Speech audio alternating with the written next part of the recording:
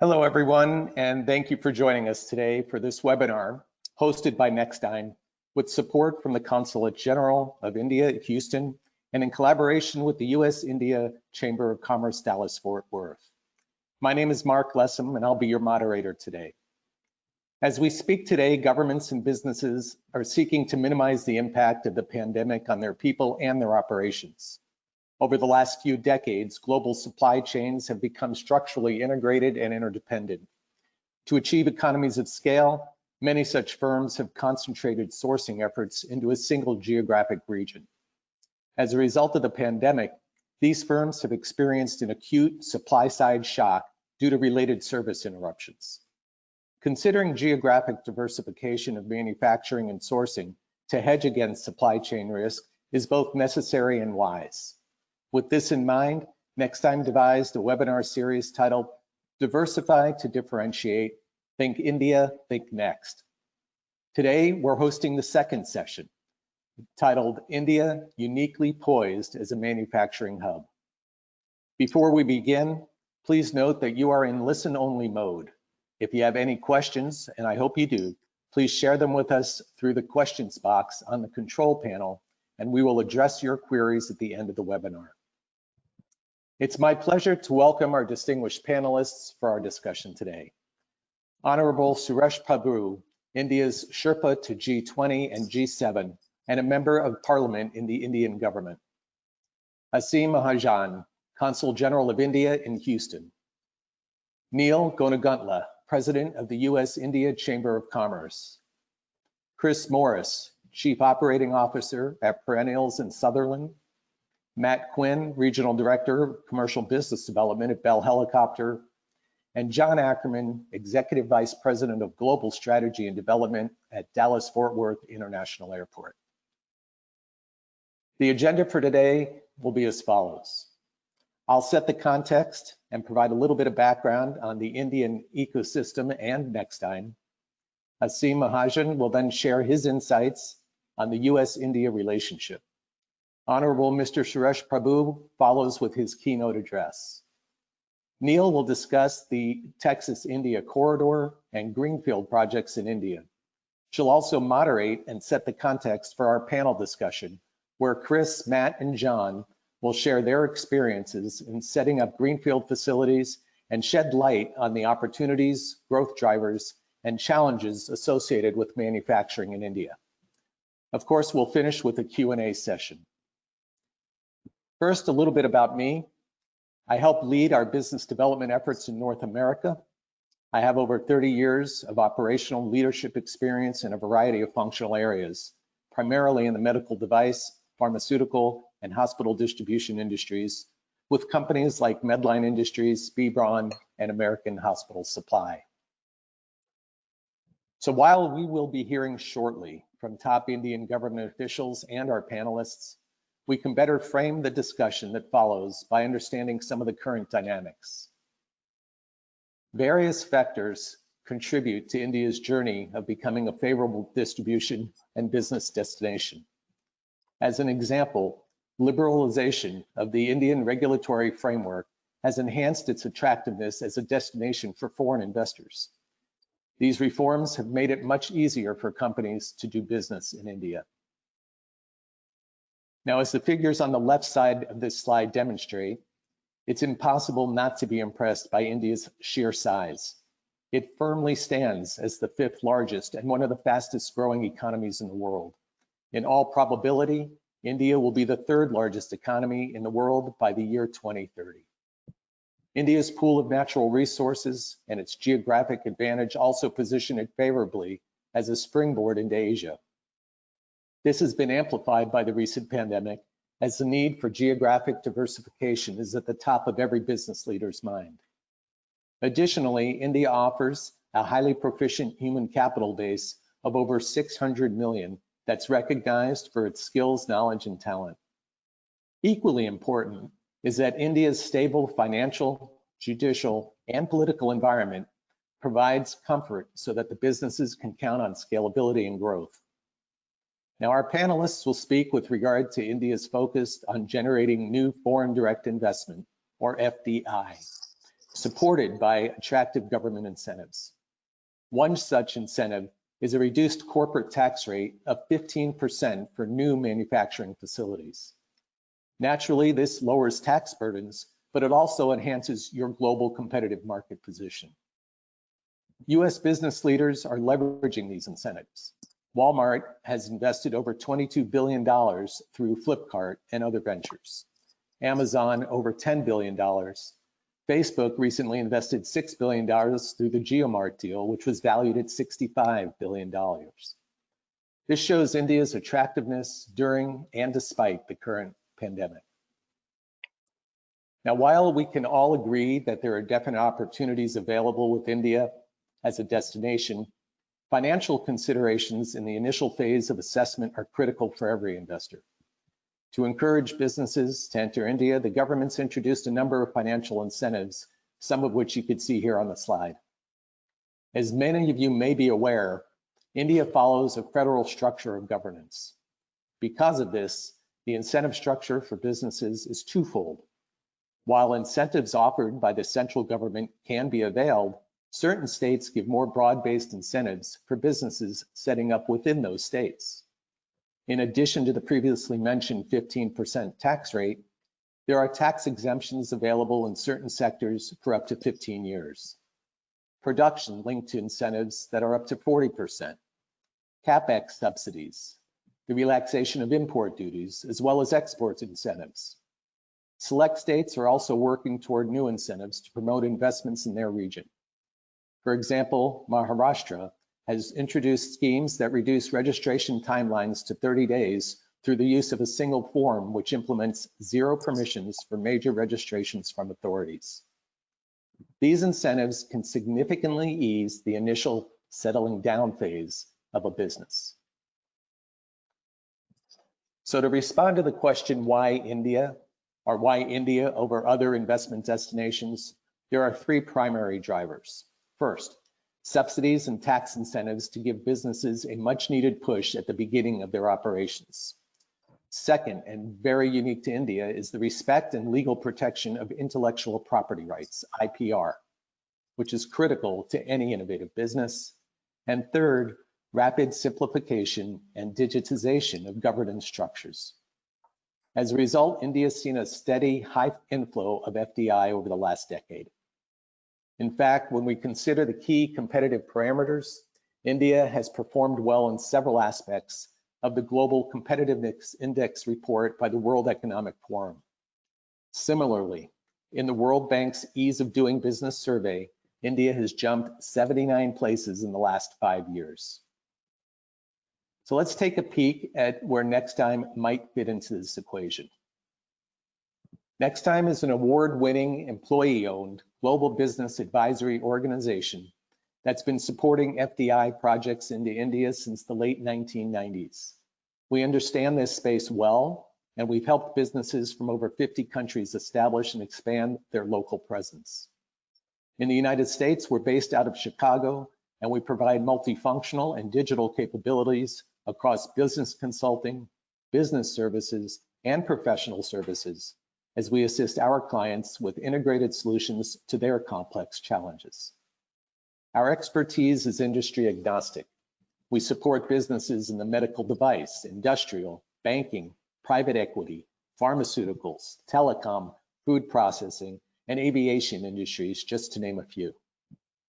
As an example, we were recognized with the 2017 Advisory Project of the Year Award by the International Accounting Bulletin for the establishment of a manufacturing facility for Avgal nonwovens, a leader in the global hygiene market. We not only supported their entry strategy, but we also provided project management support, financial advisory, HR recruitment, and corporate governance support. With over 25 years of experience in the domain, we understand the challenges that a business can face while entering India, and we've developed an end-to-end service portfolio to address those challenges. Starting from the pre-investment phase, we help businesses conduct market research, identify locations, and procure land, navigate licenses, approvals, identify and realize incentives, and much, much more. Now, before we move forward, I'd like to ask you a quick question. I'd invite each of you here today to select the single best answer that reflects your current intent. In which of the following timeframes are you considering a presence or expanding your current presence in India? And please choose one. Participate. First option is 12 months, 12 to 24 months, 24 to 48 months, or you've got no plans at all. So we'll give the organizer here just a little bit of time to tally this so you can all see who's in the call and what your plans are. And while he's doing that, I'm going to just remind you that we do have the opportunity to have the Q&A shortly, and you can submit your questions via the chat box. So thank you for the responses. I appreciate that. And it appears that we've got about just over half of our audience within the next 2 years planning to make some presence or some change in their presence in India, and just under half to have no initial plans, but perhaps are thinking of it, which is why you're here today. Thank you for participating. I'd like to now introduce Neil Gonagutla from the United States India Chamber of Commerce, who's co-hosting the session today. Neil is the current president of the USICOC. She's proficient in strategic planning, enhancing operational effectiveness, and delivering financial performance in her role. She has an extensive experience in assisting business and economic development in North Texas, and she supports bilateral trade with India.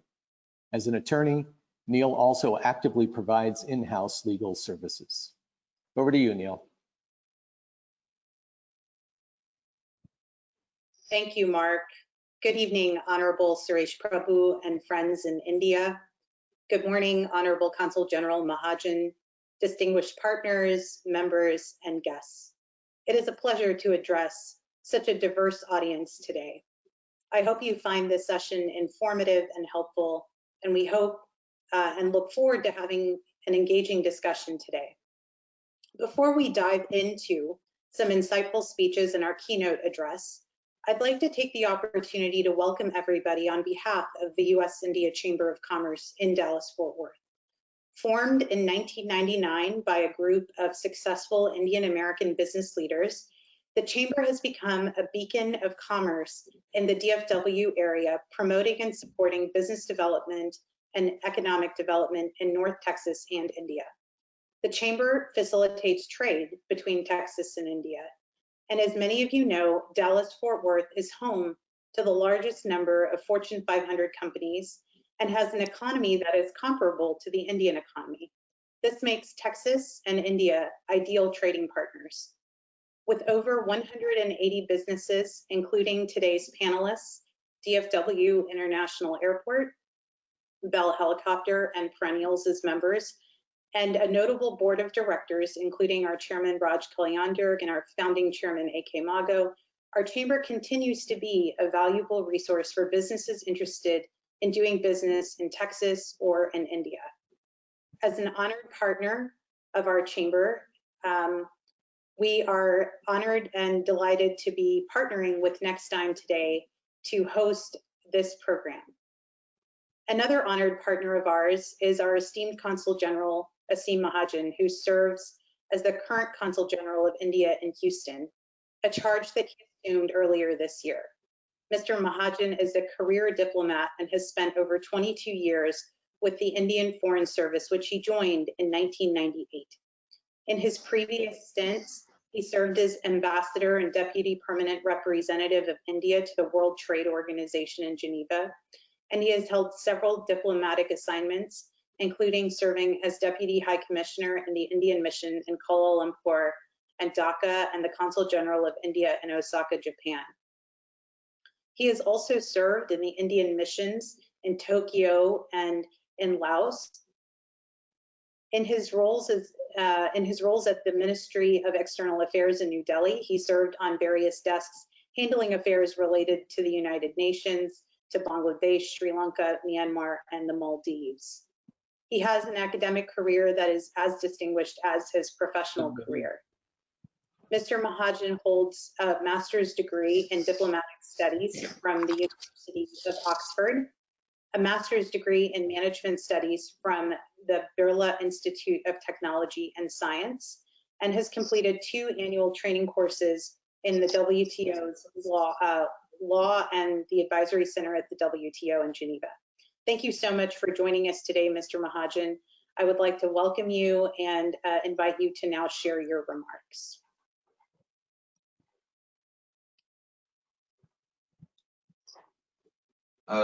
Thank you, Neil. Good morning to you, sir. It is indeed a great honor and privilege for me to welcome Honorable Shri Suresh Prabhu. I have had the good fortune of serving under his guidance in the mission to WTO. He was our Honorable Commerce and Industries Minister, and he needs no introduction. He has been a cabinet minister and held several portfolios, including commerce and industry, civil aviation, railway, power, environment, and he has a great amount of experience as an administrator and as an international negotiator. So, sir, thank you very much for taking out the time to join us today on this initiative. And also thanks to Mark from Nexdigm and Neil to put this together.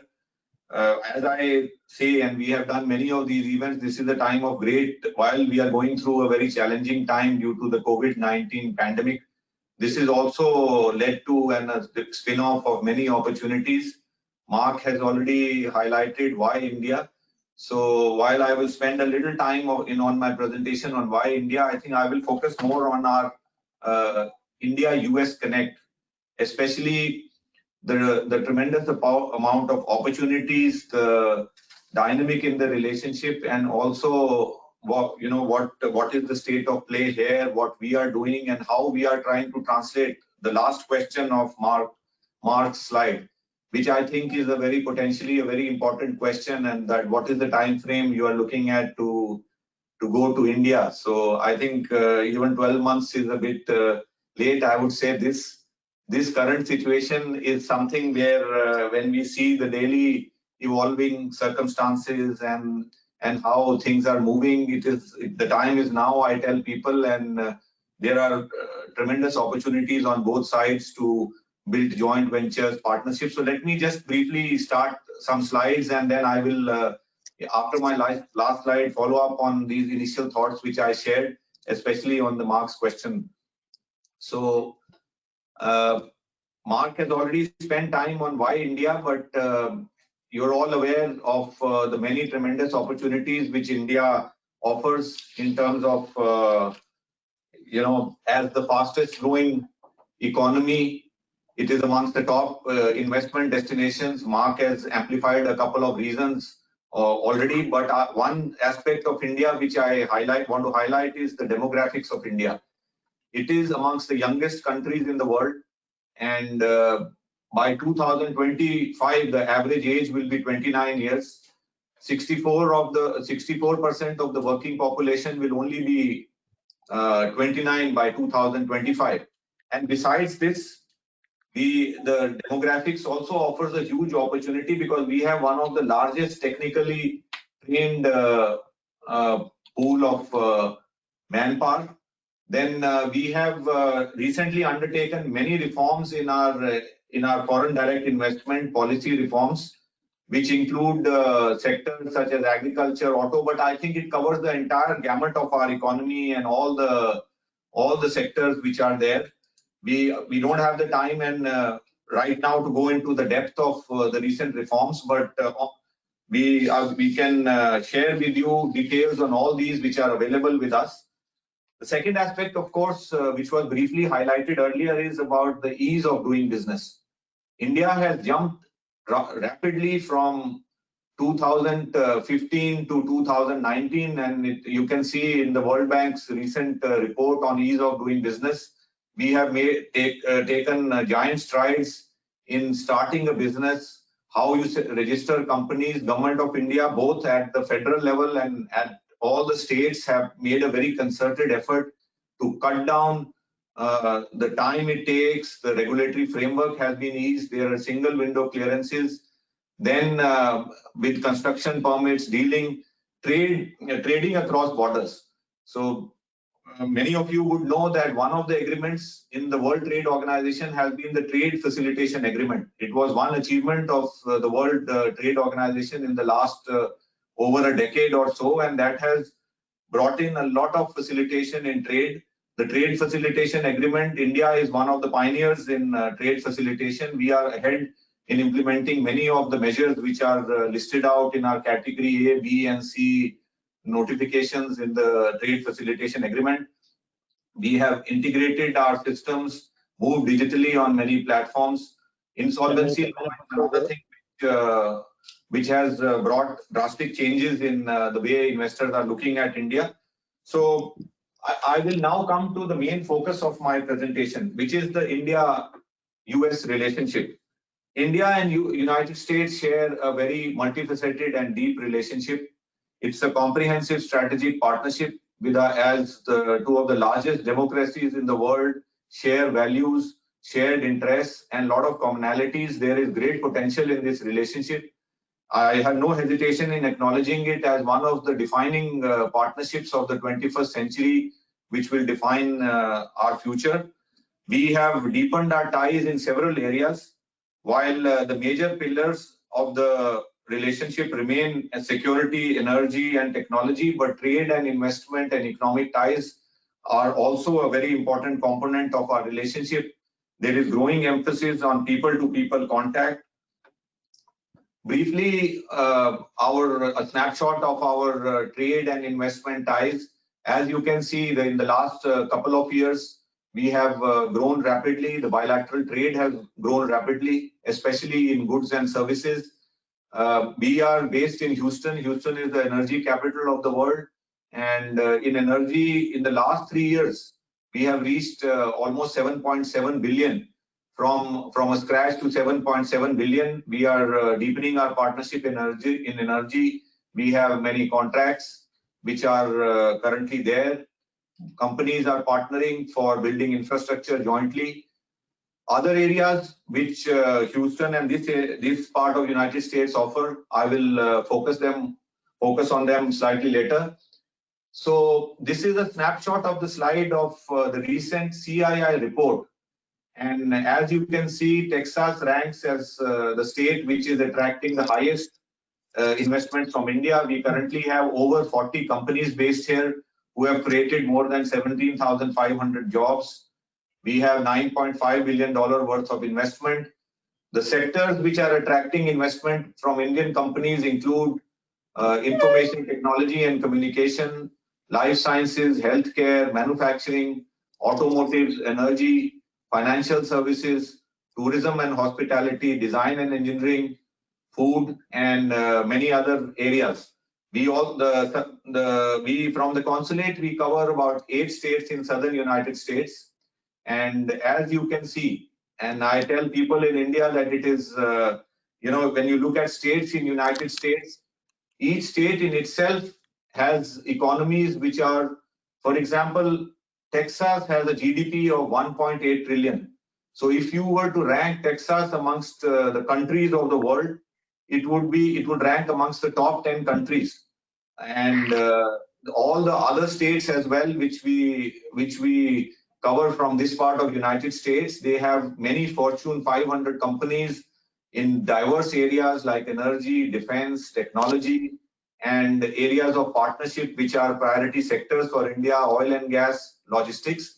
So this is the slide which I want to really focus and go into a little depth.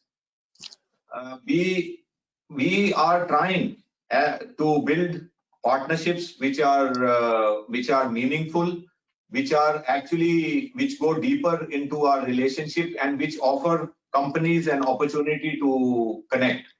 So this includes areas like global supply chains. There is a lot of discussion on the global supply chains which are currently being discussed in all countries, especially in United States. There is a growing debate on how global supply chains can be brought back to United States. During the pandemic, the focus has been on healthcare, but I think it is a cross-sectoral focus. And India offers a great opportunity in this area. We have now one of the best manufacturing facilities coming up in India. Some of the largest companies are moving to India, and it offers an ecosystem which is growingly becoming more business friendly. It has advantages of offering a very big trained technical pool of manpower. And then we have areas where we have core strengths, areas like pharmaceuticals, areas like healthcare, areas like chemicals, areas like textiles.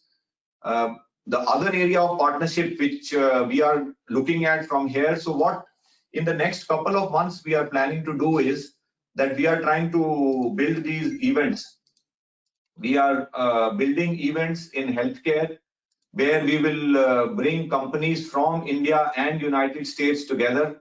This is just around next month. We have already planned this because Houston happens to be the focus area for healthcare. It has the largest medicity in the world. There are many other big healthcare companies in United States which are based in this part of United States.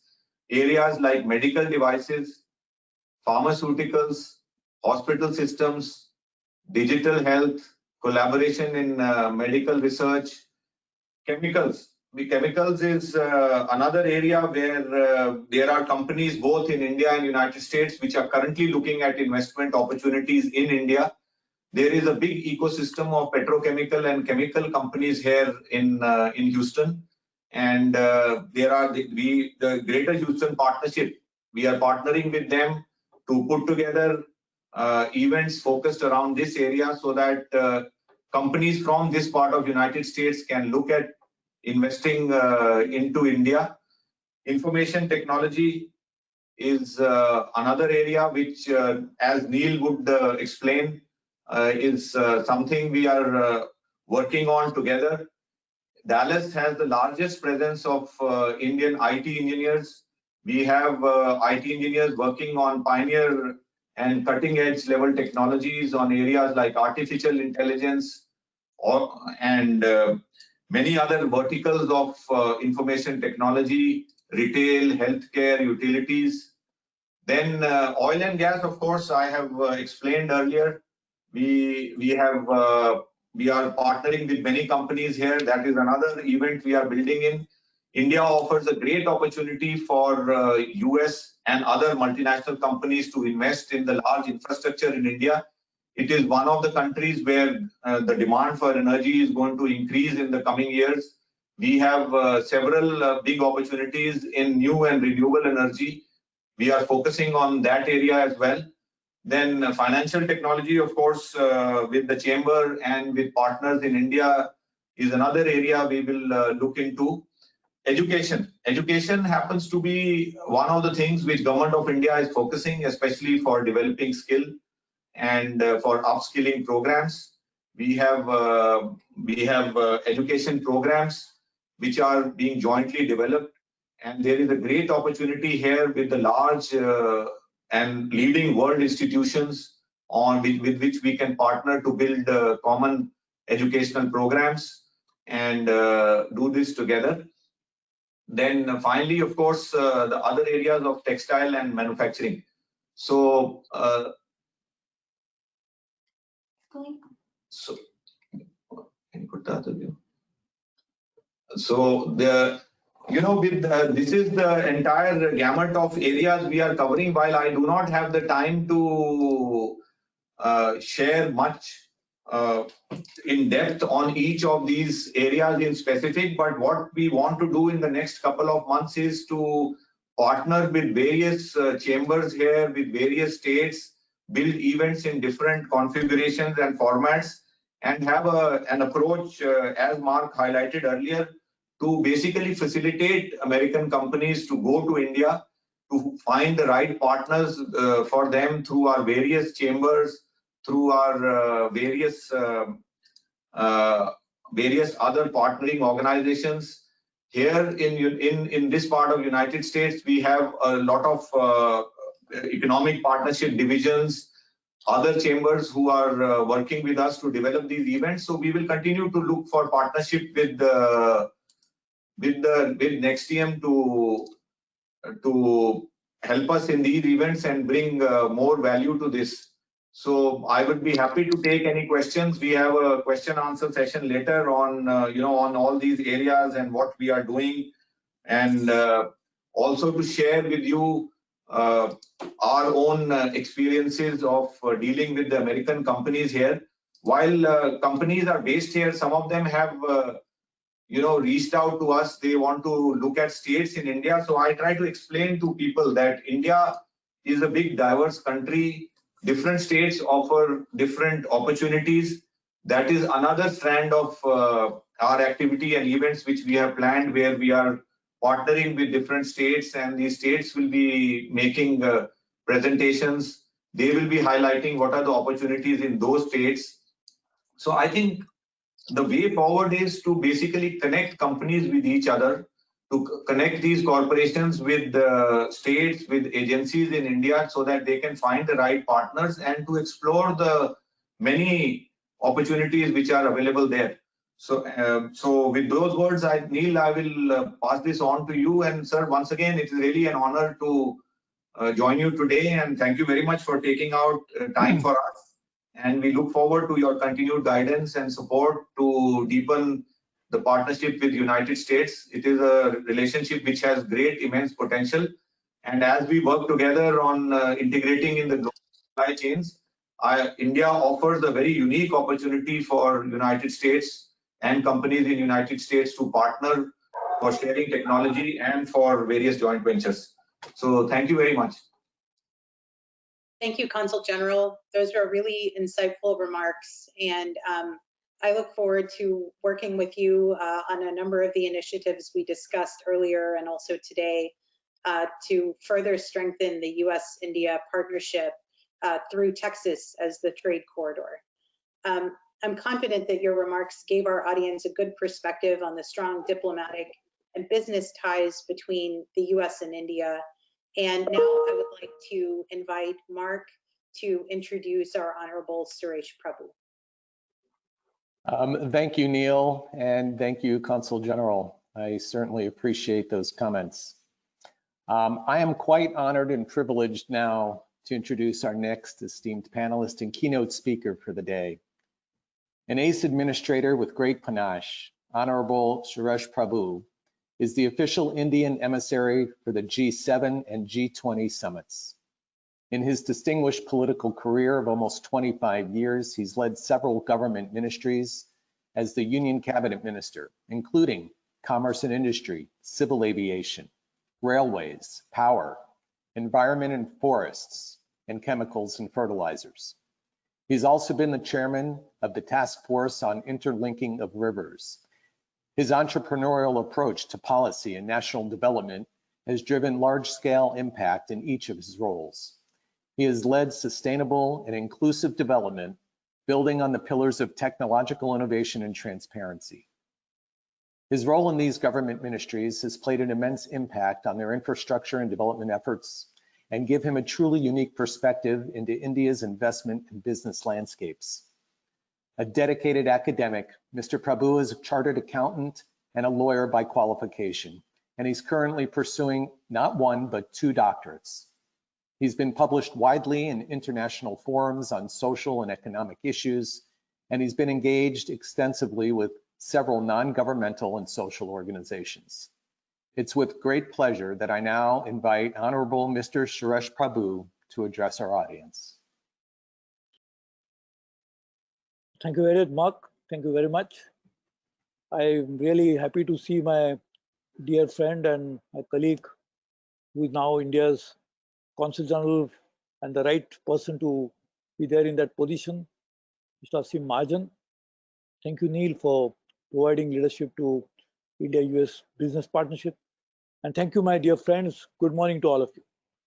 So let me, first of all, wish you a belated Happy Independence Day. The 4th July just passed away, but I think we couldn't celebrate it. But of course, we always celebrate US Independence Day along with India's Independence Day, because both are very important democracies of the world. And therefore, we always feel that we must celebrate each other's such an important day like the Independence Day in each of these countries. So belated one. And of course, I'm really sorry that both of us are suffering from the same problem like the rest of the world. the corona is actually hitting us very badly, and I hope all of us will get over it sooner than later, and we'll be able to meet one-on-one, person to person, so that we can talk about it more in detail. So firstly, thanks a lot for organizing this program. I don't know anybody could explain this better than Mark and Asim have done just now about why you should actually be doing business in India. And I know Neil will provide even more convincing argument, which cannot be, nobody can be dissuaded from it. But if you hear from her as well on the same theme as to why you should be doing business in India, which has just been endorsed by 56% of the attendees. And I know remaining 44% will be now convinced after presentation from Mark and Asim as to why you should also be looking at India as the next destination for your investment. So I'm sure all of you will now get engaged with India and try to do more with India for mutual benefit. I always believe that you cannot have a relationship which is one-sided. You cannot say that you do it for me, but I don't want to do anything for you. It never works like that. You must always see, if I make an investment, what do I get in return? And also, is my investment benefiting me more if I invest in this country than any other? And therefore, I'm sure based on these excellent presentations by both, you will be now more than convinced about why you should be choosing India or any other country to look at the next destination for growth that India is going to be. Let me, therefore, now it's a problem for me, because what else can I say which has already been said by both of them so well? So I think I will just try to tell you that if you're sitting in a boardroom and want to plan the next 10 years, 20 years perspective plan for your corporate entity, you cannot miss out on India. The US companies in particular must look at, as your corporate entity, where does this add value if you make an investment? So value addition for your corporate investment is very important, because you are actually investing your shareholders' money. You are answerable to your own stakeholders. So you have to definitely do something which helps you. So adding value is something which is very important. But you are a US company. So therefore, a corporate entity, particularly some of the companies are multinational, but still there is something in the DNA of these corporate entities as well, like a human being. And that corporate DNA of an American company is some values of the Americans. And the values are so important, which are enshrined in the Constitution, which we just celebrated a few days ago. But more importantly, they have become way of life for all Americans, including American companies. So what is important is, if you're making an investment, you must look at value addition, but can you also add this investment in a territory, in a geography, in a nation, in a country which shares your values? That is very important. If you do not share the values of what you belong to, then why should you make investment to any particular country? So India offers you that best opportunity of shared values and value addition. So both going hand in hand is something which will actually help all the corporate entities to, even without any hesitation, arrive at the right decision about where to make investment. Now, why India? I think, Mark, I don't think anybody else could have presented it better than you. I was sometimes wondering whether Mark could have been a better representative to make this presentation than me, because he's done such a very good job. And of course, Asim, as I said in the beginning, he has been my friend, colleague. We worked together. He was India's representative in Geneva for representing India's relationship with the WTO and others. And I was a commerce minister, so we have worked as colleagues very closely. So now, as you can see, many have said that we slept in one world before Corona and woke up in some other world. That's post-Corona. So the world that we slept in was one different world than the world which is now going to be the world that we are going to enter once the corona is over. I am sure, I hope it's sooner that we wake up soon, because we will get in the new world. But how different it is. There are many lessons to be learned from the present lockdown. It has posed serious challenges strategically, economically, culturally. Besides the big challenges the public health has posed to the entire humanity. And therefore now your business decisions cannot be divorced from these realities, this backdrop. So all your business decisions in future will have to factor in the strategy, the culture, the economics, the geopolitics, and all of that put together. You have to think about how the new world is going to be. And someone who's going to the Wall Street and going to bet on which company I should put my money on, where will you put your money on? You put your money on a company which has done very well in the past, but has no future, or doesn't seem to be having any brighter spot left anymore to be considered on many parameters that you can list out. Well, obviously, an investor would put money on the future. And in India, I can see that very clearly. You're betting the future. The world has always seen, the world economic history is very clear. And this is like cycles, which is there in Wall Street, it is there, even the Fed, the Federal Reserve of the United States will also track those cycles. IMF will track the cycles, and so will Mark and his team will track the cycles. And I don't think there is anyone better than Mark to guide you as to what you should be and where you should be investing. And Mark would also track those cycles. If you go by the cycles, things go up, and what goes up has to come down. That's the law of nature. So now what is going to go up is the future. And that is what I really look at it as India, for many reasons.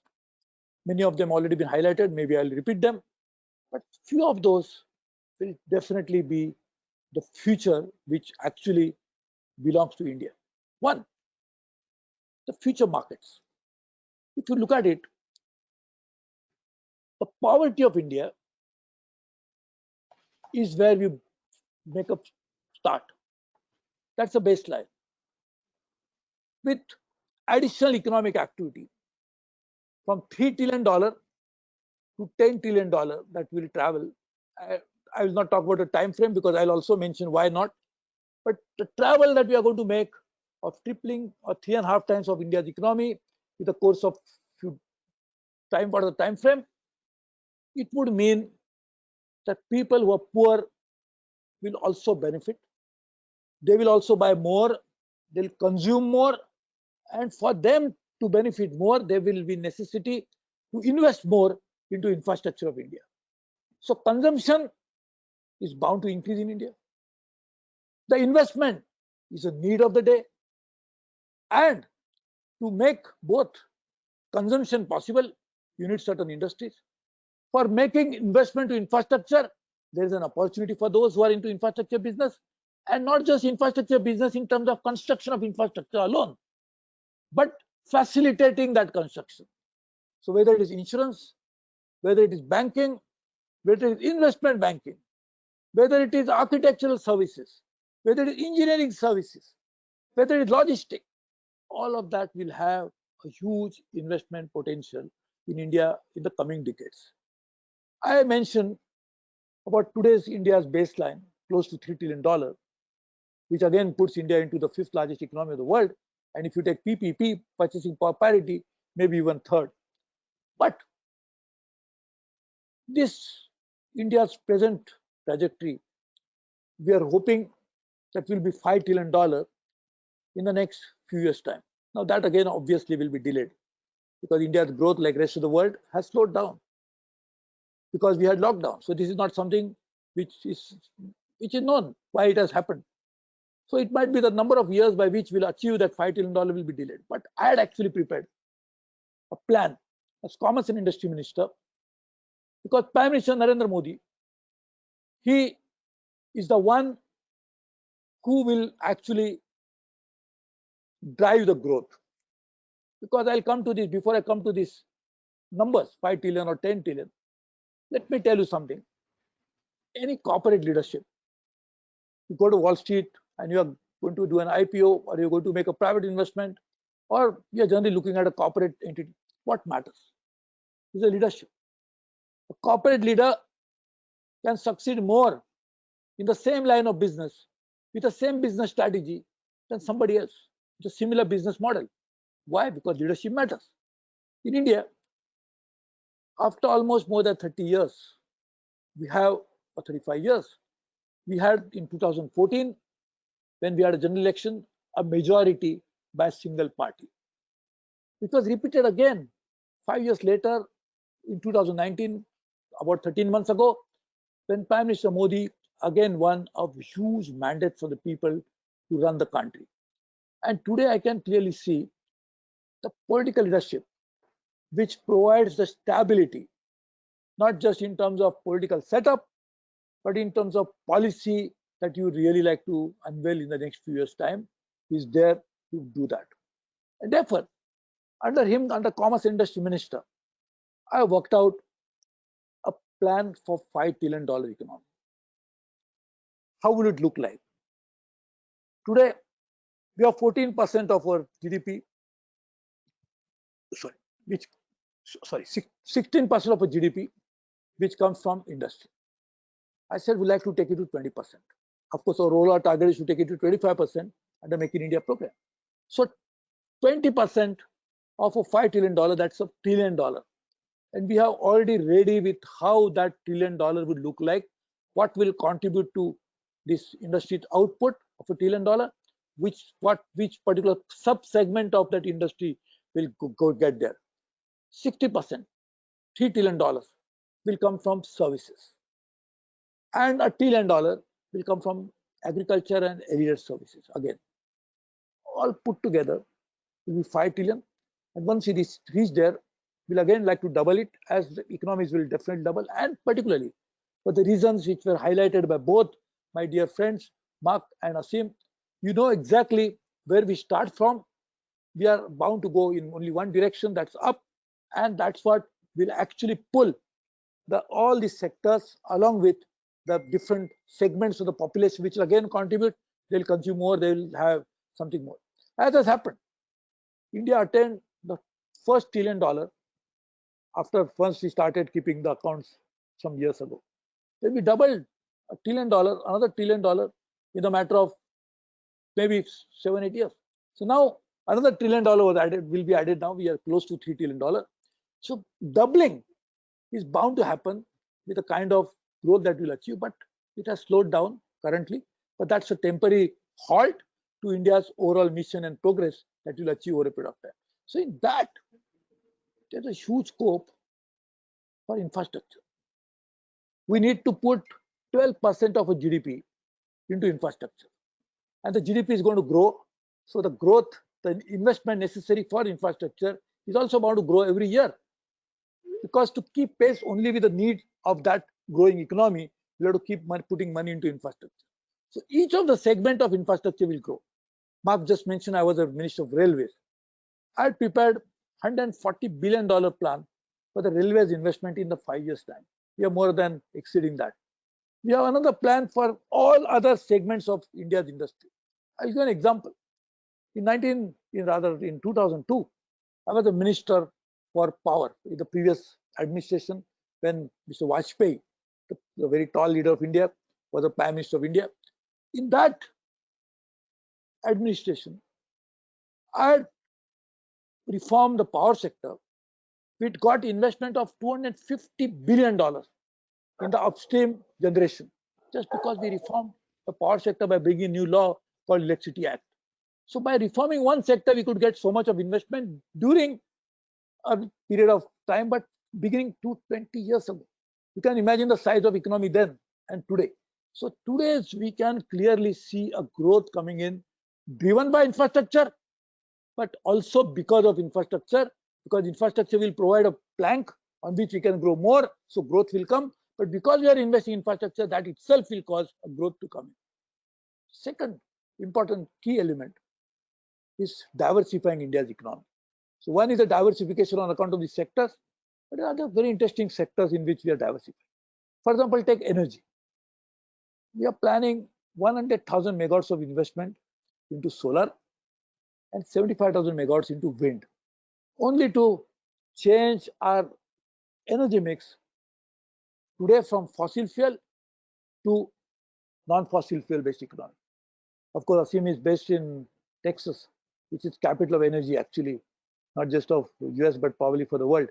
So he will obviously feel that his companies and his friend there will be not so happy. But just imagine the diversification of India's economy is happening in a massive scale. Other element is making India grow by reducing population who are today based on agriculture and moving them out of agriculture, putting them into some more productive use, which in itself is going to add to GDP significantly. Let me tell you, India's GDP from agriculture is about 14%, whereas the people who are dependent on agriculture are 50%. So just imagine if you can move away a sizable people from agriculture into some skill-based activity other than farm activities. We can move them from agriculture to services or from agriculture to industry. All these people, by their own labor, by their own contribution, will add to GDP.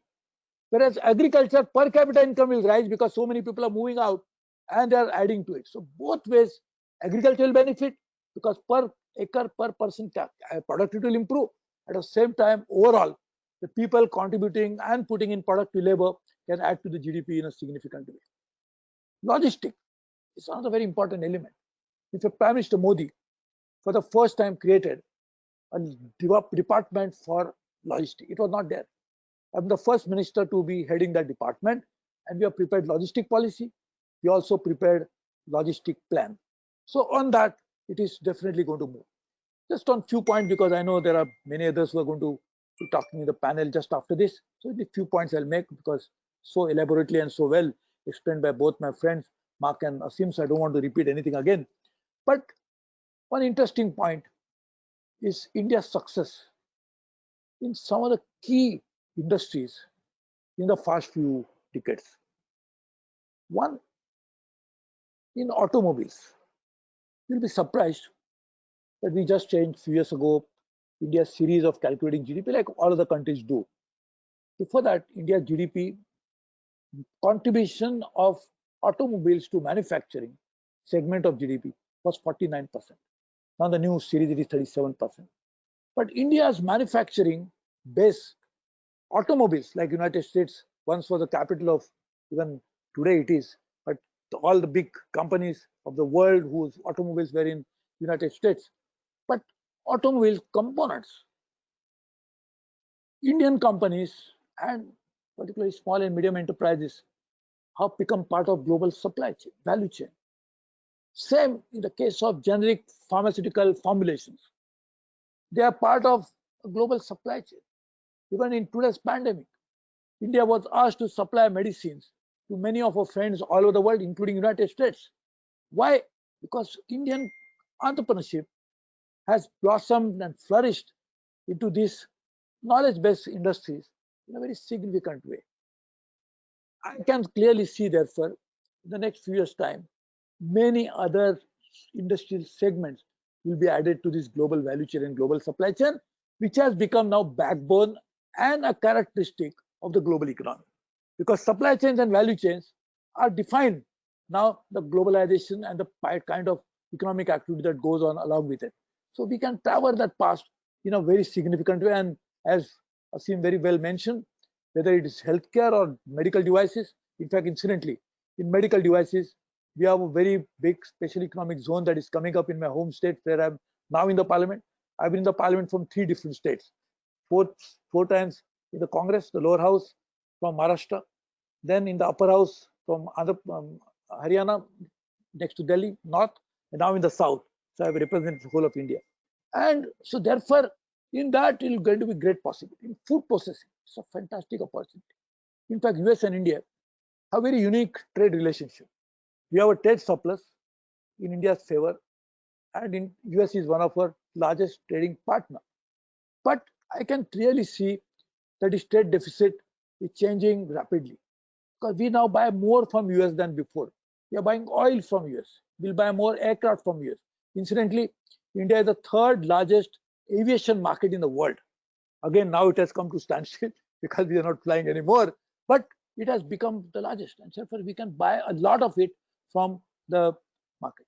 Emerging technologies, whether it is Internet of Things, whether it is blockchain, whether it is artificial intelligence, whether it's big data, all of that put together, India, for whatever reason, I don't know exactly why, but Indians have a very big aptitude towards adopting these technologies. It is not surprising that many of the tech companies in the United States are run by the people of Indian origin, because they came to US, they acquired a lot of knowledge, their horizons were broadened, but the basic understanding of that came when they were schooling in India. So I'm sure this is going to be the next frontier of partnership and change, and therefore we can always partner in that. So I can very clearly see, because I know there is many more who are going to speak. Probably I will run out of time, but I may have run out of time, but all of you who are listening to this program have not run out of time to invest in India. It's a time in your favor. It's the right time for you to take a decision. And if you need guide, because you always need guide in life, we call him guru. But if you need a guide to help you to navigate, Mark is there with such a great experience, knowledge, and a background and proven credentials, which even Euromoney appreciated on quite a few occasions. So I think we can clearly see a great evolution coming up between US and India. Indians have invested in US, which even Asim can tell you, give more information, to create more jobs in US. India invested in US for creating more economic opportunities in the United States. So US companies have invested in India, and both of them have benefited from each other. So some of the top names in US manufacturing, for example, GE, now of course has lost some of its market cap, but GE was one of the top names in US and the world, and they have been in household name in India. In fact, I remember as a railways minister, we gave a contract to GE and Alstom to manufacture world's best locomotives. I again repeat, world's the best locomotives to be manufactured in India, which are absolutely cutting edge technologies with least of greenhouse gas emissions, with best of haulage possible.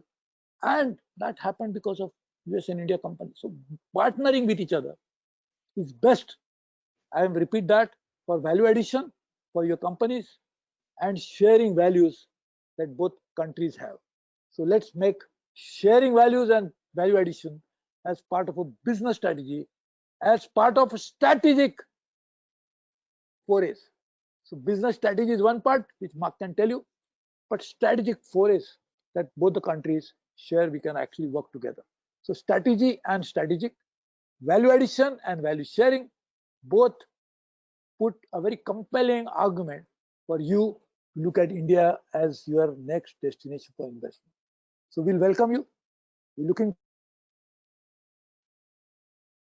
the flights will resume so that we can take this flight to fancy to come back to India, because there is to be people who come and still come to US for a lifetime dream, because it's a place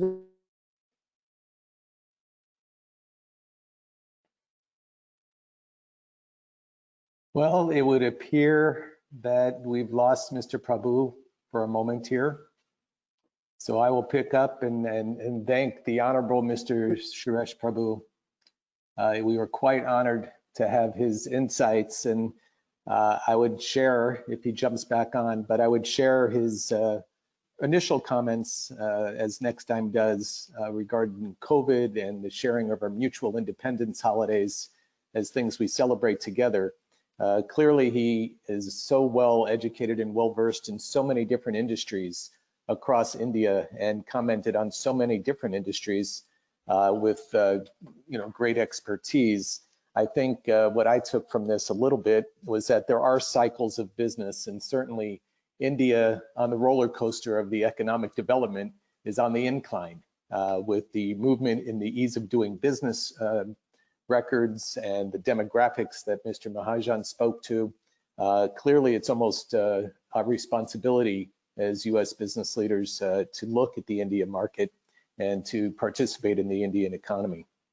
So I thank Mr. Prabhu. Hopefully he'll be able to jump back on.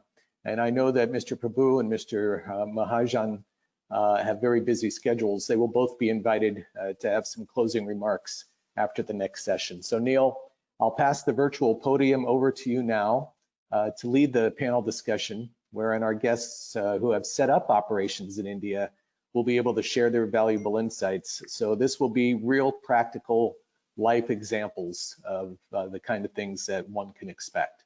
Neil, I'll turn it over to you. Yes, thank you so much, Mark. Honorable Minister Prabhu, Consul General Mahajan, I want to add my thanks for your remarks as well.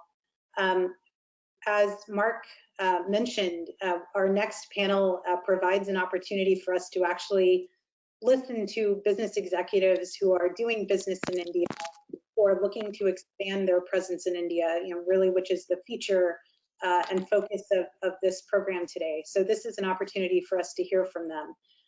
One of the things that Minister Prabhu mentioned that I wanted to reiterate is he said, we really need to build on our shared values and look for value addition. And I think another way of saying that is we need to look for the win-wins. He started his comments with a similar sentiment, and I think he ended his comments with the same sentiment, which is finding win-wins for American companies interested in doing business in India and win-wins for Indian companies looking to do business in the US. And that is exactly what we do at the US-India Chamber of Commerce when we work with businesses. Before we move into our panel with 3 companies that are doing business in India, I want to invite our audience to take another poll question. The question should be up on your screen. The question reads, what are the business drivers when you think about India? Diversify your supply chain? Is it new market penetration? Is it talent pool access or cost competitiveness? And I'm going to give you a minute to complete that and then give our host a minute to tally that poll for us here.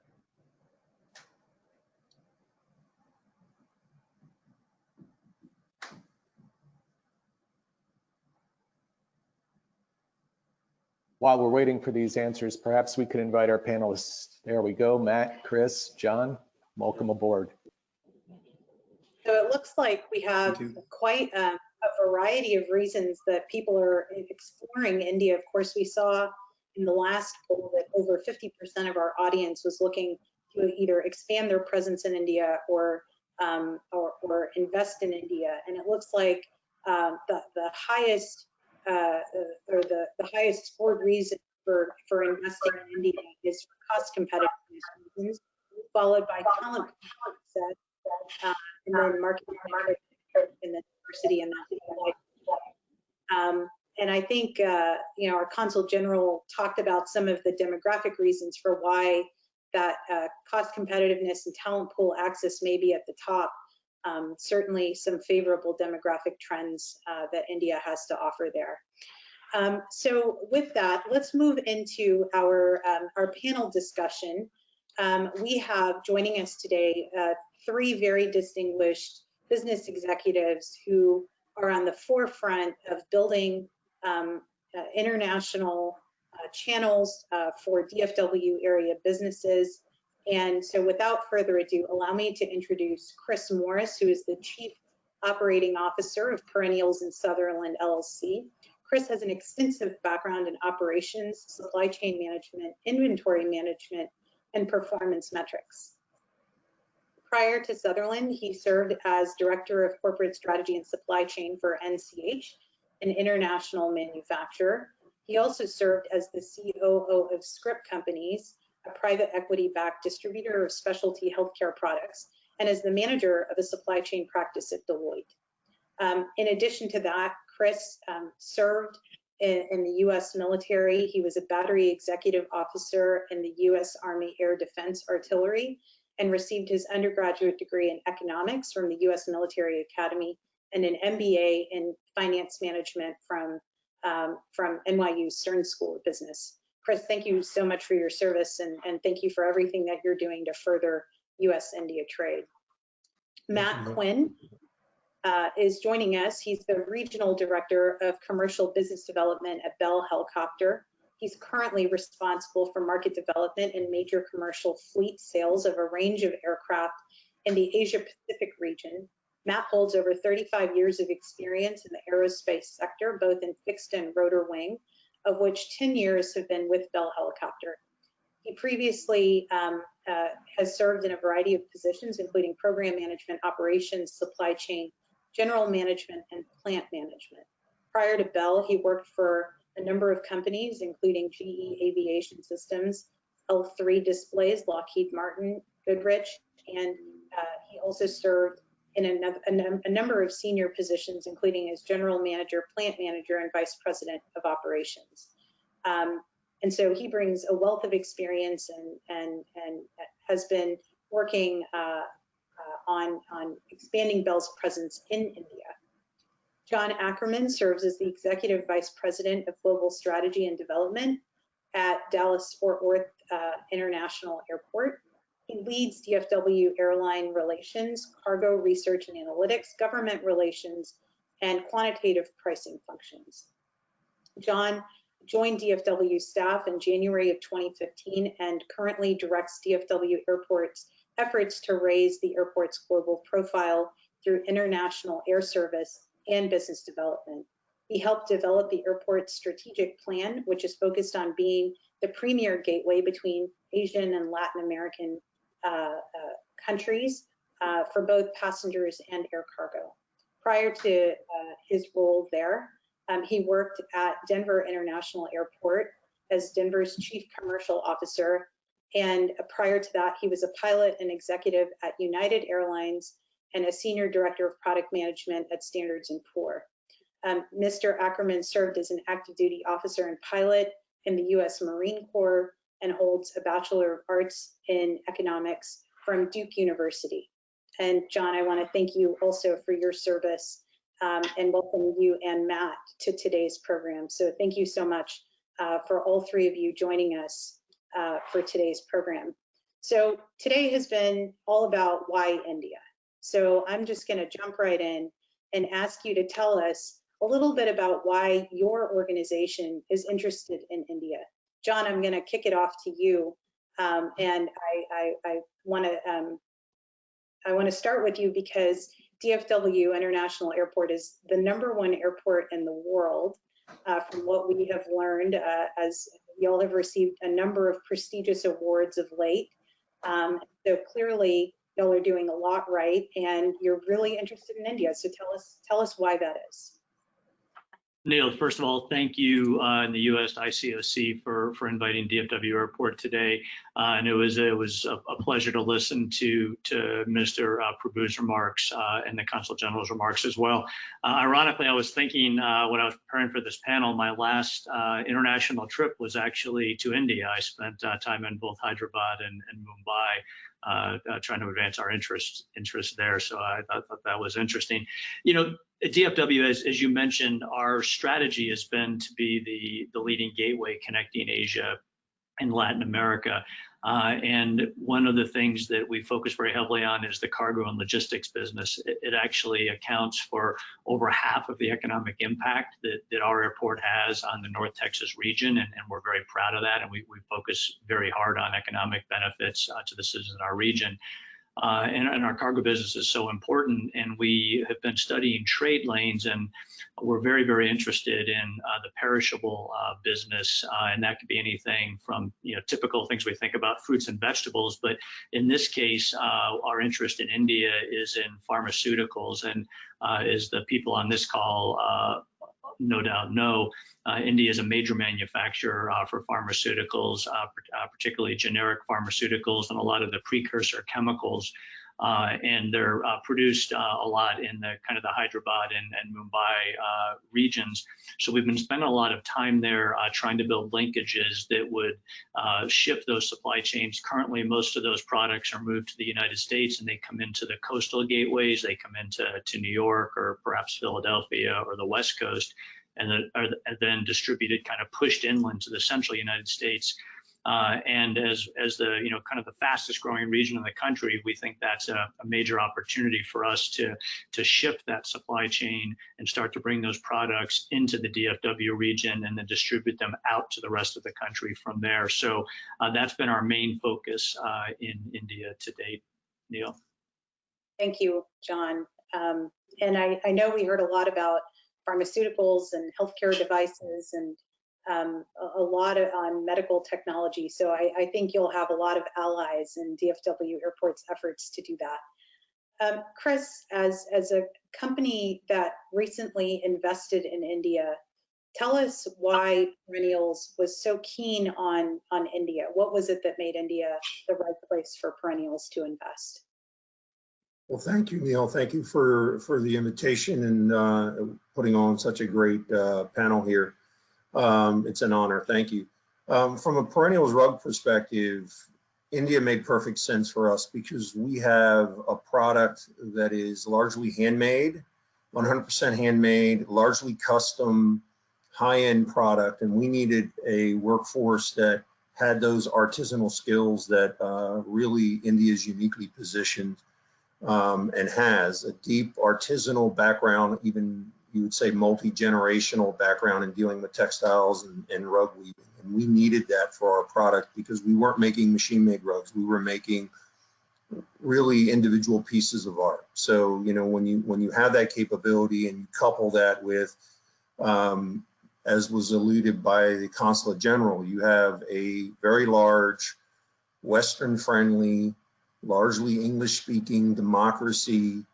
And when you look to the skilled positions, the labor, the salaried positions, almost an unlimited pool of highly educated individuals to run your administration of your facility, it was made perfect sense for us to target India, and it's been very successful for us.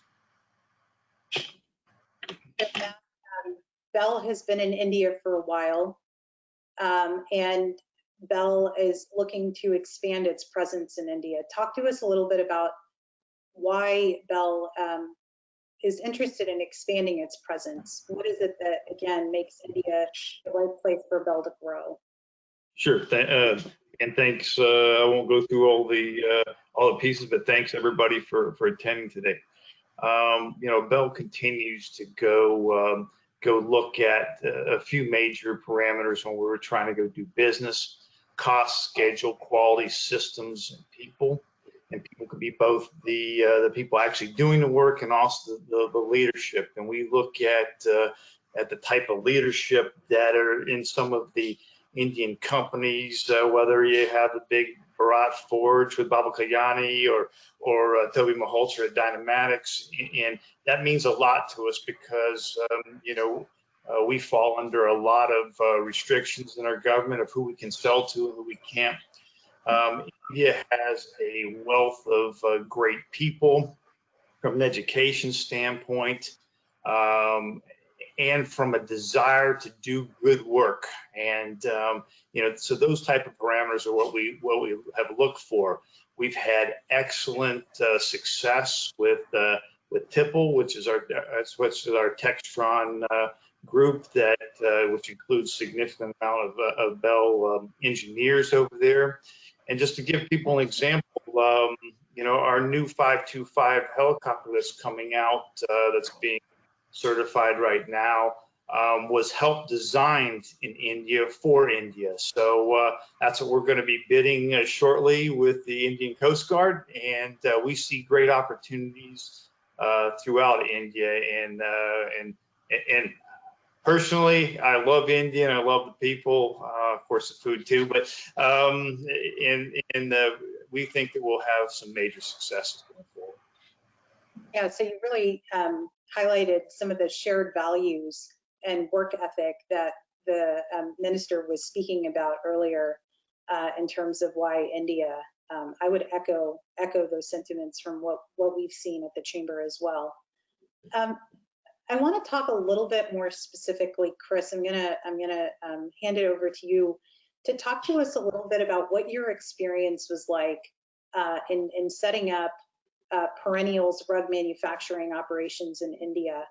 I know that it was it was a process to get to the point of deciding to set it up, but once you decided to do that, I think Mark touched on the ease of doing business and things like that.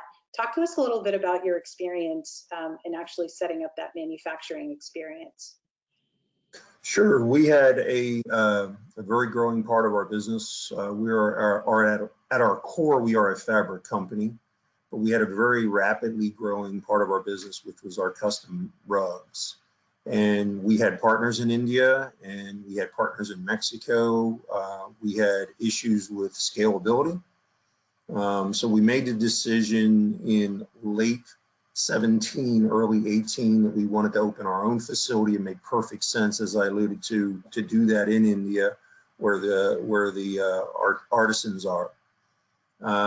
We reached out through our GM, Amal Binawali, had done work with you, Neil, in the Chamber of Commerce, and he had set up similar operations for a company he and I both worked at. And we really very rapidly got to a point, after defining what it is that we were looking for, got to a point where, it was I like to say record time. We got board approval in April. We signed a lease in July. This was in 2018.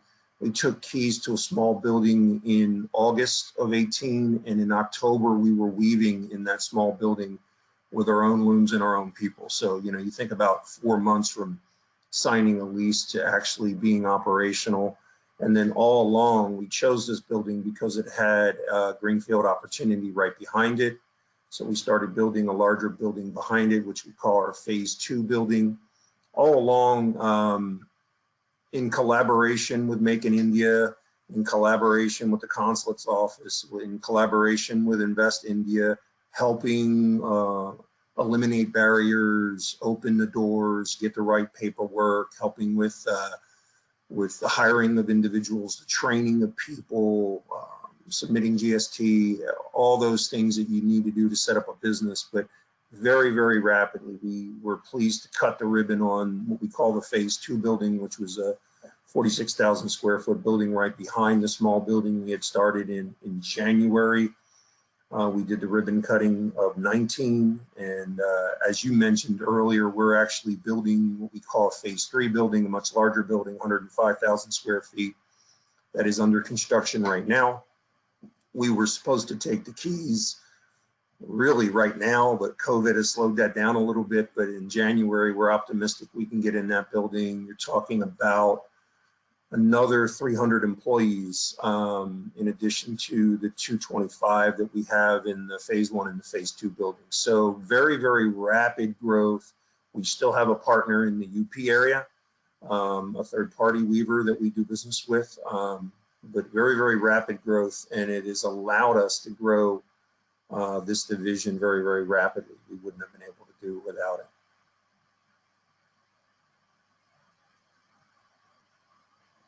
Chris, just to ask you one follow-up question there. I know that one of the things that really made, I think, Perennial's story very, very successful is the ecosystem that Perennials has. And so talk to us a little bit about what is it about the Perennials ecosystem that made it such a success story? Yeah, we are, as our founder, Ann Sutherland, likes to say, we're a can-do company. We're not risk averse. And we also have an understanding for an appreciation for international operations across the company. So, we have an owner that is not willing to spend, not afraid to spend money to do things, especially when, it looks like we have a need. within an opportunity within the business that is growing rapidly. Ann and David are very internationally focused. We have a very large fabric weaving mill in Mexico that we've been using for years. So we're not a domestic centric business. You know, I've done international assignments, 2 different expat assignments, and then we have a gentleman in Amal Binawali who I mentioned, who, you know, was raised in India, educated through undergraduate in India, and then came to the U.S. and kind of spent the second half of his life in the United States, got his master's here in Dallas, and, you know, so he understands both cultures. He's an American citizen now, I'm very pleased to say. And, you know, he raised his 2 sons here in the United States in the Dallas area. And, you know, he knew what it took, and he understands culturally what it took. And that gave us a lot of confidence. He had worked with you, as I mentioned, in the past and done similar things on a smaller scale as far as setting up Indian operations. So, you know, we have that internal ecosystem, and then you have the external ecosystem, which is, you know, your office. You know, Invest in India, Make in India, the consulate office, and we got nothing but support from them. And that allowed us, when questions arose, to have somebody to call, introductions to different people with different functional expertise to quickly get off the ground and get any roadblocks eliminated. So, you know, internally, we're sort of primed for that. We sort of are not afraid to take that risk. And then when you have partners like the partners that we have outside the company in our external ecosystem, it makes you be able to sleep better at night knowing that you can resolve issues when they do arise. Yeah, Matt, over to you, a similar question. So Bell has an assembly operation in India currently, and you also have some other ongoing operations there as well. Talk to us a little bit about the Indian ecosystem. What is it about the ecosystem that has allowed Bell to continue to have your assembly plants in India, and then also why is the ecosystem such that you're looking to expand it? Okay. Well, we work so on the engineering side, as I mentioned, we go through the Textron Corporation, private India, and that's going well in Bangalore. And then we work with Dynamatics out of Bangalore for producing the 407 cabin, and that has gone really, really well. We just finished producing the 100th cabin this year, and we think that there'll be continual success doing that. India, as I said, with the 5 main pillars that we look at, is got credible cost.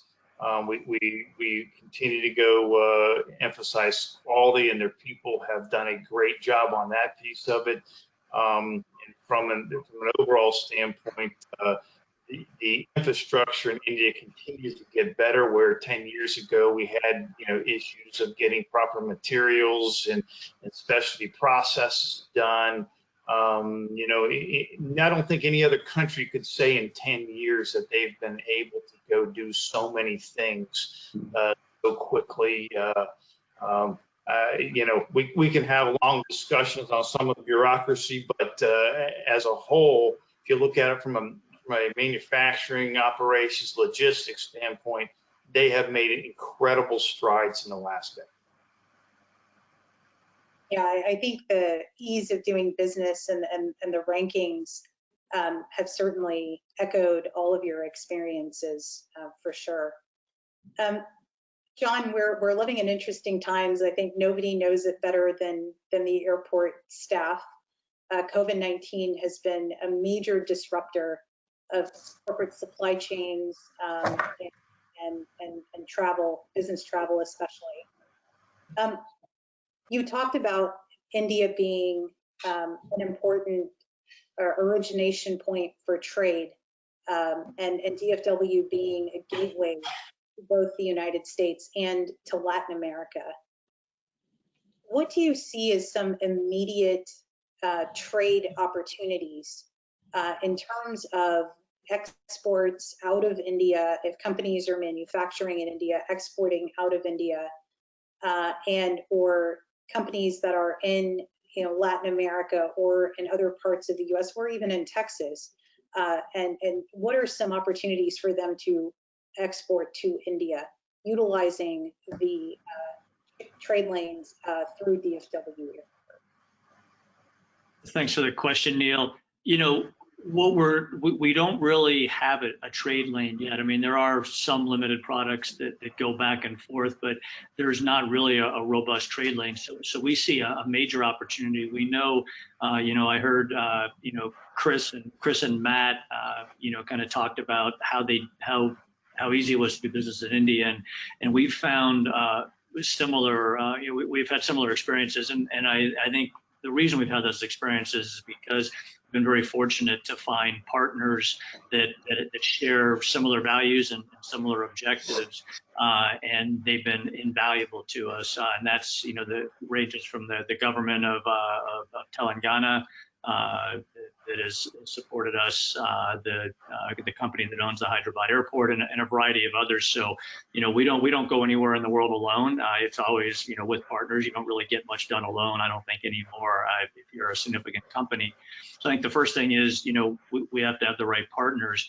But the trade lane opportunity, we think, is large. There's a tremendous, amount of product that's being manufactured there. And right now, there are relatively constricted trade lanes that either flow across Europe. It generally flow across Europe now and more the Middle East.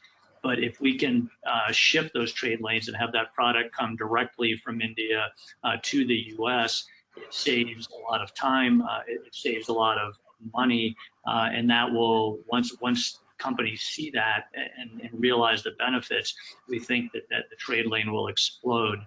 So, right now we're, I would say, kind of in the early innings of building that, but we do think there's a tremendous opportunity there, Neil. One quick follow-up for you, John, and then one last question for our panel. DFW Airport has made investments in cold storage facilities, if I'm not mistaken. Can you just briefly share what that is and how companies can potentially take advantage of those infrastructural investments? Yeah, happy to do so. We opened up a state-of-the-art it's called a cool chain, a perishable handling facility about 2 years ago, and we actually did that with a company out of the Middle East that has a global reputation for running these types of facilities. I've learned a lot about cargo and logistics over the last several years as we've really dove into this business. And one thing you learn pretty quickly is most pharmaceutical products, or a lot of them, have to be shipped under very strict temperature ranges to make sure the product remains safe and, more importantly, remains effective. We were chatting with some of the panelists before the call started. In Texas, it can get a little bit hot in the summer, I think probably similar to India. So without a proper cool chain facility, we can't ensure the integrity of that product. So we've invested in it. It's actually now it goes in my high class problem category. It's actually kind of bursting at the seams right now. So we're seeking space to expand that and looking at how to expand that. But we see tremendous potential, and the way the pharmaceutical industry is kind of heading is into more custom tailored products, biological products, things that are tailored to my specific body or your specific genome, Neil. And those products are very sensitive and even more sensitive to temperature excursion. So we built up a capability to handle all those products here, and we're now kind of telling the world about that. And the response so far, as I mentioned, has been overwhelming. We're actually full, and we need to expand the facility. And if we do that, then we'll have room for product from India as well. Well, thank you, John. And Chris, I'm going to give you the last word. Matt touched on the fact that, Bell just completed its 100th cabin assembly, and congratulations, Matt. That's really exciting. Chris, I want to ask you, how successful has Perennials been in India? Exceptionally successful, as I mentioned. If we weren't, we wouldn't be building that new facility. Very rapid growth, high quality. From a cost perspective, we're actually very, very competitive with our third party provider, and we did that in a matter of months. And we get people calling our local staff on a fairly regular basis wanting to come work for us because of the environment, the ecosystem, the word you like to use, the ecosystem that we created over there. And, you know, it's all been facilitated by our partners there.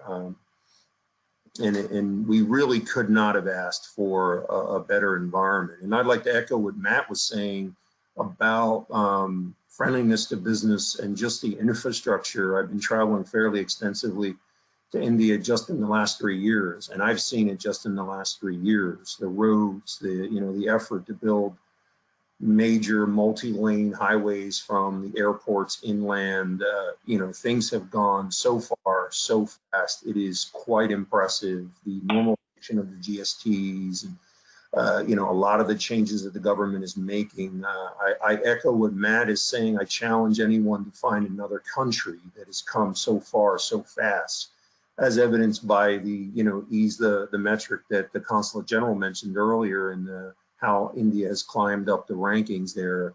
I challenge anyone to find another country that has all those things that we mentioned: the educated workforce, the large labor pool, the English-speaking, the Western-friendly democracy that's heading in what I would say, absolutely in the right direction as rapidly as possible. So we've been very, very fortunate. We've benefited immensely from this. Our correspondingly, the division that was, this big for us is now growing at the highest rate of any of our divisions, our rug business. So it's been a huge win for us.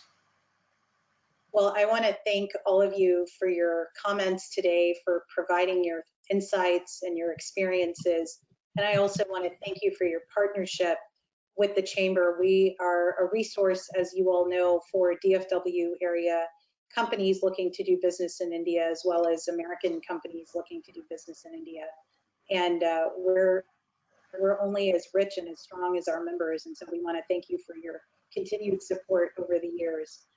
And I want to thank you all on behalf of the Chamber, and then invite our Honorable Minister Prabhu and our Consul General Mahajan to offer their closing thoughts after having heard from our distinguished panel today. Minister Prabhu.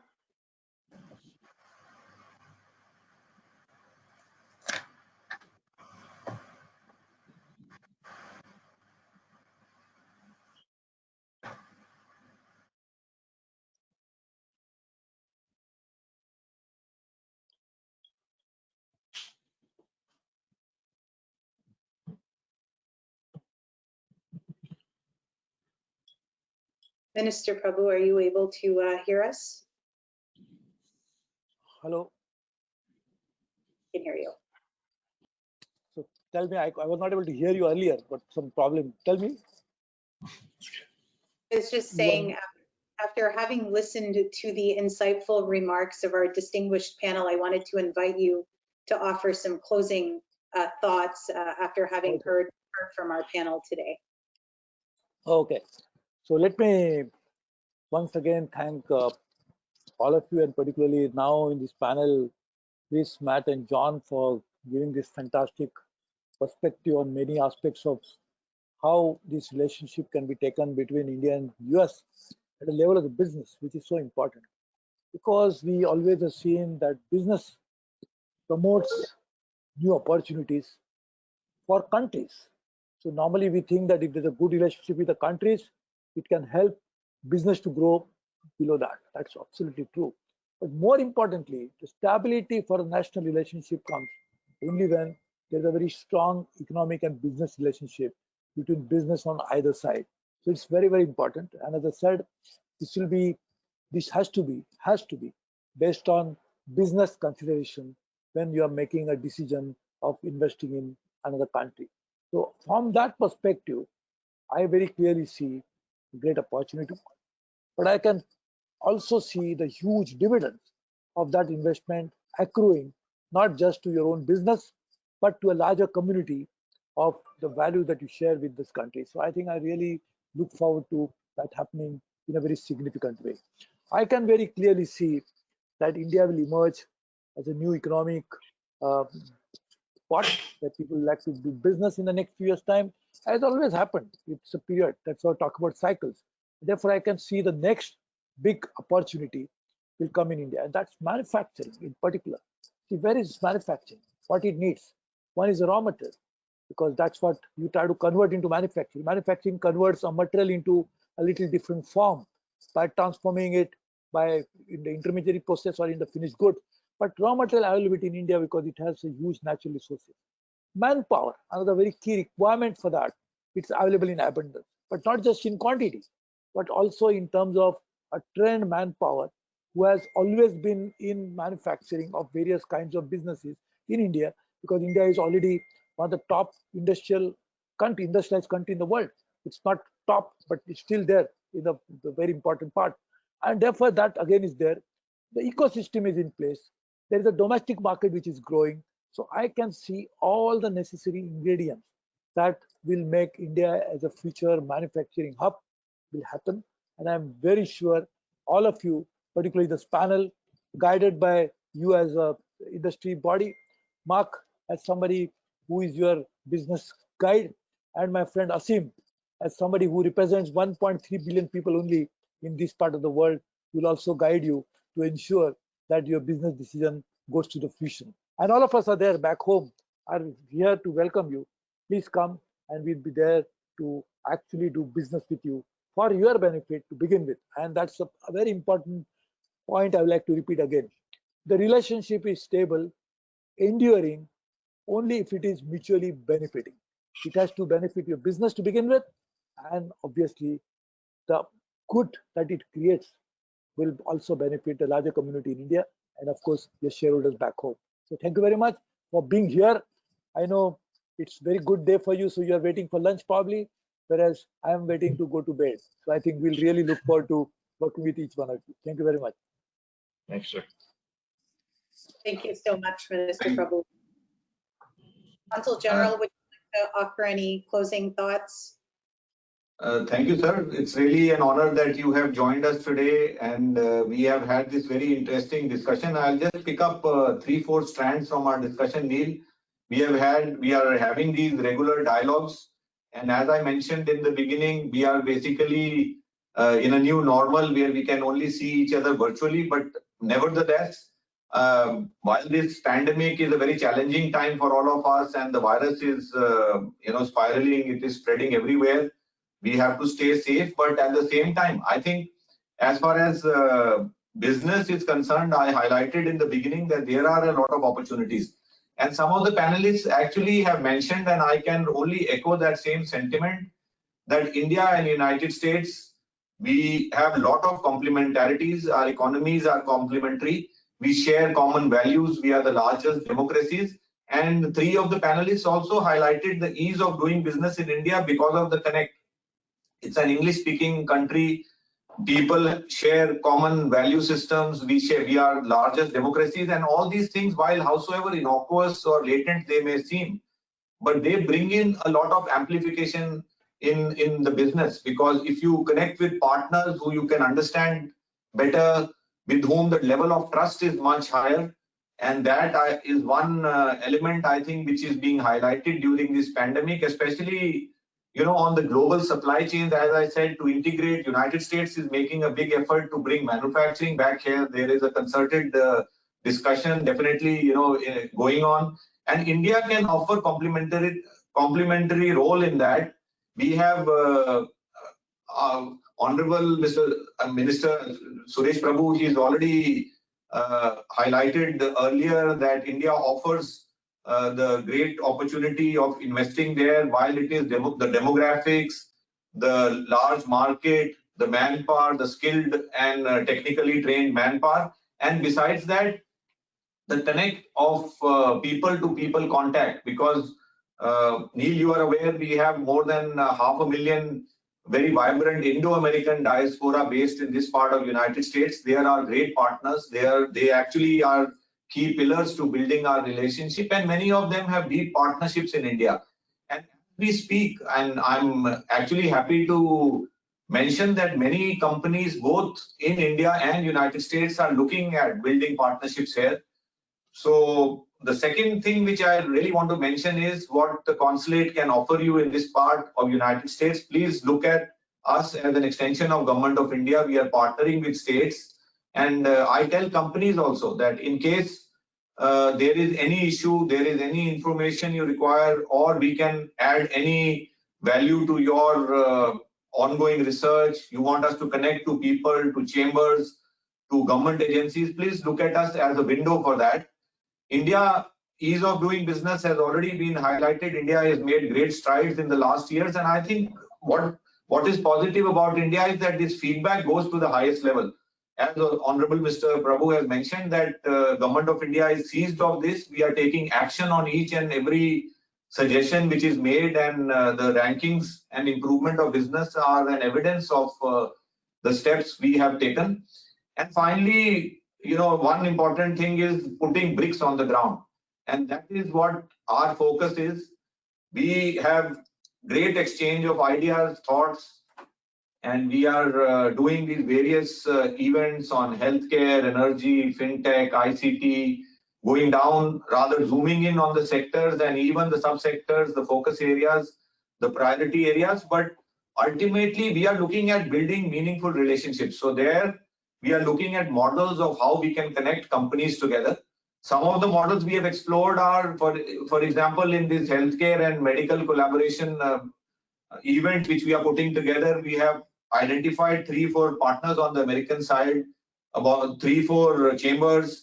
On the Indian side, Invest India, CII, FICCI, the state governments which have competence in this area here, Greater Houston Partnership, your chamber, Neil, in Dallas, the chamber here in Houston, the US IBC in Colorado. So basically, we are looking at ways that we exchange basic snapshot information of companies, their focus areas, and what they want to do, how they want to look at partners in India, and then help them in this process. And great value is added by bringing people who are actually on the ground. It applies both to Indian companies which are working here. You are aware that Texas has more than 40 companies, I mentioned earlier, with more than $9.5 billion worth of investment. The number is growing. So with those thoughts, I think it's an ongoing exercise. And sir, we really are honored that you have joined us, and we continue to look forward to your guidance. You have and your support in all our initiatives, and I really look forward to working together with people like Mark and Mr. Gurjeet and others who will add value to our events. And with the last thought on what Honorable Mr. Prabhu mentioned, that bringing value, mutual win-win situation is what we are trying to do, and India offers that. We have to all work together to build and put the bricks on the ground so that the foundation becomes much stronger, and this immense opportunity which is coming up for people and companies to connect together, we can actually translate into action over the coming months. So thank you very much again, Neil. I'd like to thank everybody. Before we depart, and in deference to time, let me say 2 things. One is we do have a number of questions, and we will respond to you in writing, just so that we can try to get on schedule here for everybody's very busy day. Thank you to Honorable Mr. Prabhu and Mr. Mahajan for your recent comments, and I'd like to introduce our distinguished chairperson, Mr. Gurjeet Singh from Nexdigm, who will also finish with some closing remarks, after which I'll say goodbye. So, Mr. Singh.